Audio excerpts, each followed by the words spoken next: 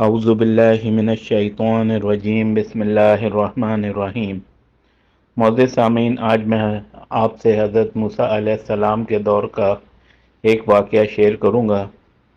حضرت موسیٰ علیہ السلام کے دور میں ایک شخص تھا جو کہ اللہ تعالیٰ سے توبہ کرتا تھا اور پھر اس پر قائم نہیں رہتا تھا۔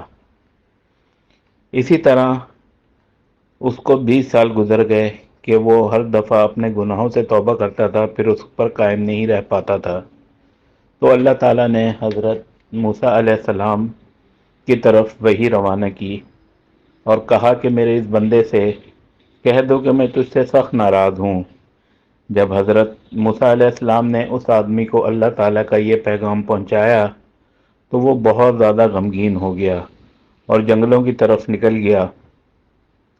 وہاں جا کر اس شخص نے، گناہ گار شخص نے، ایسی خوبصورت دعا کی کہ اللہ تعالیٰ جل شانہ کو دوبارہ وحی کرنا پڑی۔ اس شخص نے بارگاہ رب العزت میں کیا خوبصورت عرض کی کہ اے رب ذوالجلال، تیری رحمت کم ہو گئی یا میرے گناہوں نے تجھے دکھ دیا؟ تیری بخشش کے خزانے ختم ہو گئے یا بندوں پر تیری نگاہ کرم نہیں رہی؟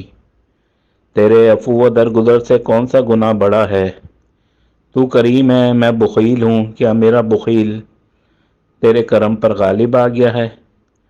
اگر تو نے اپنے بندوں کو اپنی رحمت سے محروم کر دیا تو وہ کس کے دروازے پر جائیں گے؟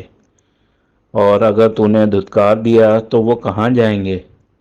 اے رب قادر و قہار، اگر تیری بخشش کم ہوگی اور میرے لیے عذاب ہی رہ گیا تو تمام گناہ گاروں کا عذاب مجھے دے دے، میں ان پر اپنی جان قربان کرتا ہوں۔